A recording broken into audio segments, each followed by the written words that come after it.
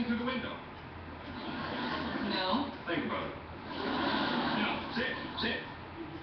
Okay, today we're going to do some alphabetical improv. What is alphabetical improv, you ask? So I answer. It's when we give a letter.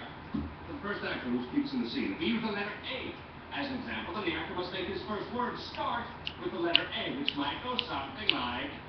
Apples are falling out of my butt. Lovely. Now the next actor who speaks must start his line with the next letter Come of here. the alphabet, in this case. Why did I wake you up? I'm sorry, come here. Bring those apples so that we may own and we'll fresh fruit. That's fun. Come here. Come here. Now, who wants to lead the first? Oh, okay, guess not. Alright, Oh, stretchy. Okay. Andre, Kat, Beck, and Jade. Come here.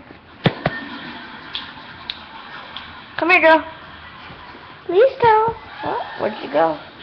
Jade, kiss your boyfriend on your own time. Oh, I will. Say hi. Okay, Look. start your line with the wrong letter. Look. You're out. Robbie, give us a letter. P. Oh, I was gonna say P. Okay, the scene can be about anything you want. The first letter